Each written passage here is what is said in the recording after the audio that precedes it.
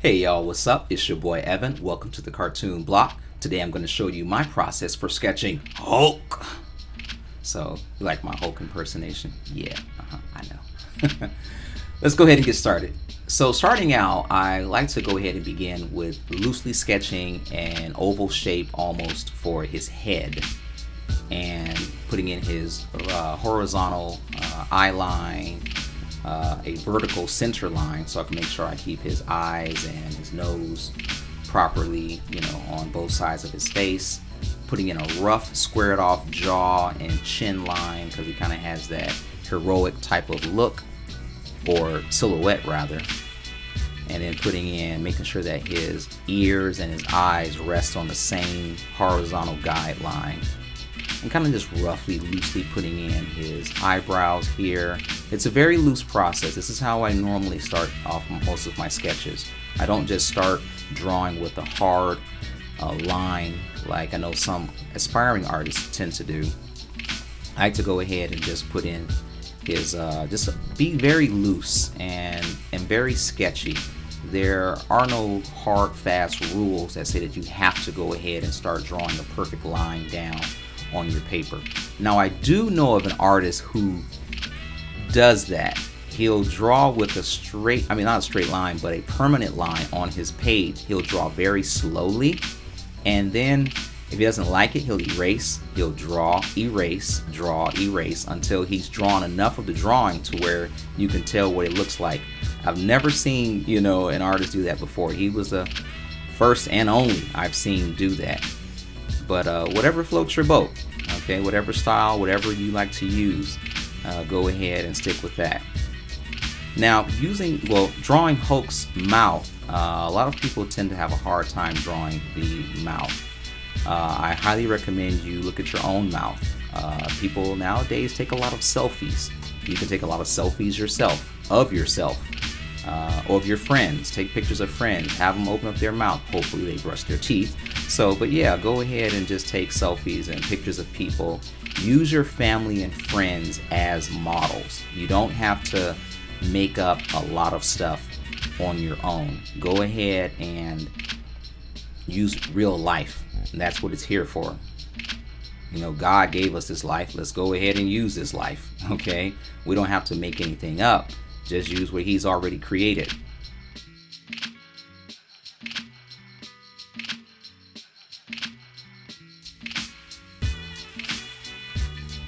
So moving on with darkening in more of his jawline and his ears. We'll go ahead and just draw that. Now if you noticed, I drew his ears a little bit higher to begin with the oval on the side. I went lower, but then now I'm going a little bit higher. I want to make the corner of his jaw a little bit longer. And you adjust your drawing on the fly. You don't have to draw everything perfect like I've mentioned before in my previous videos.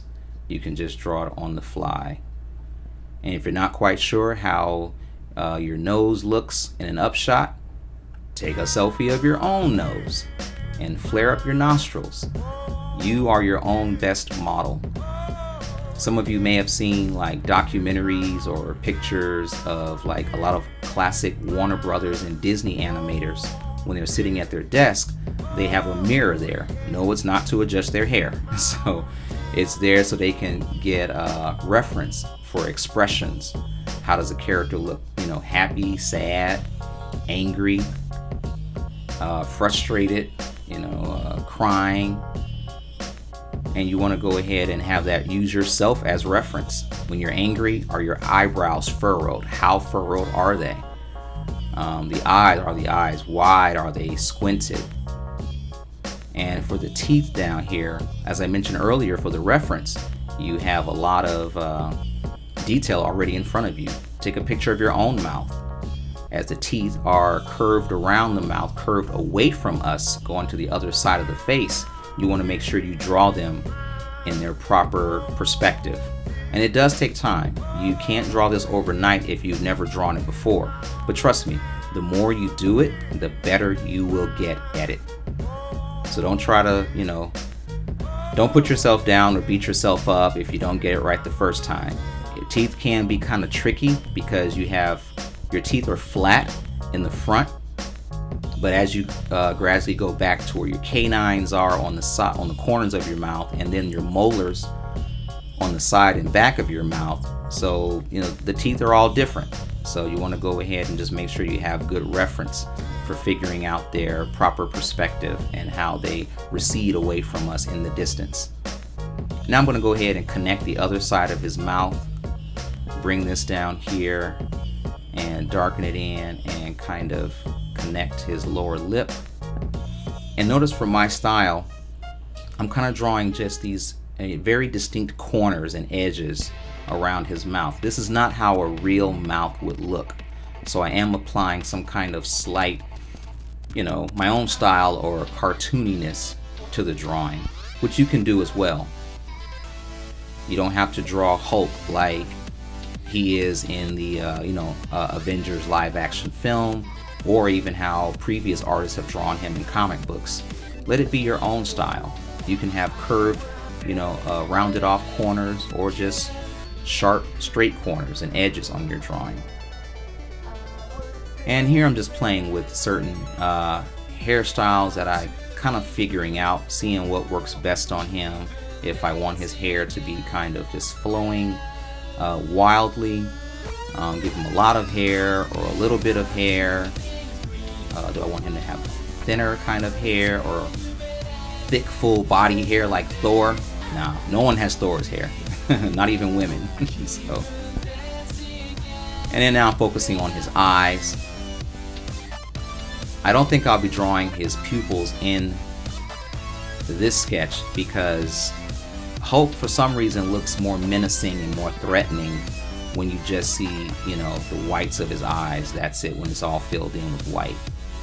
Because you can't quite tell what he's thinking. Well, he's Hulk. He's always angry, so what is he thinking?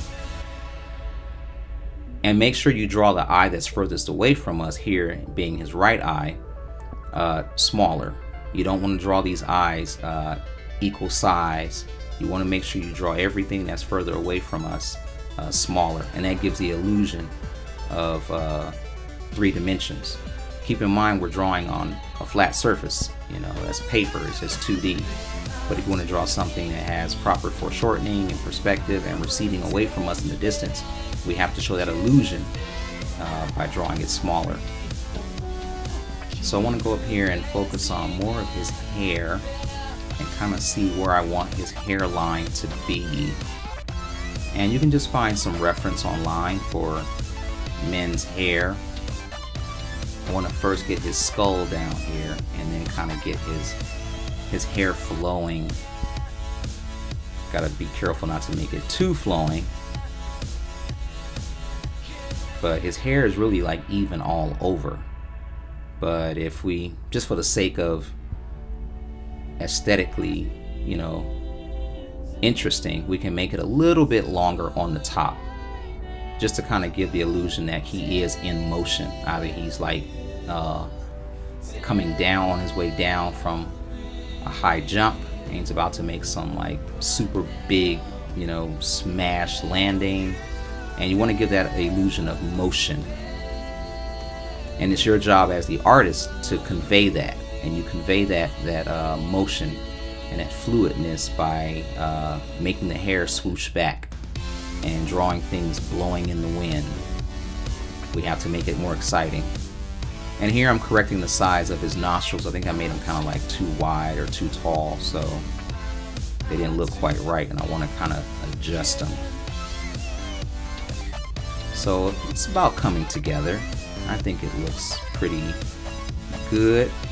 And every so often through the drawing, I always like to take a step back to see how it all comes together, because sometimes I can get too focused on one particular part, and I'm like, ooh, I should have had, more of a wide view of it, looking, and just pause every few minutes to look back, look at the overall drawing, and to make sure everything flows together.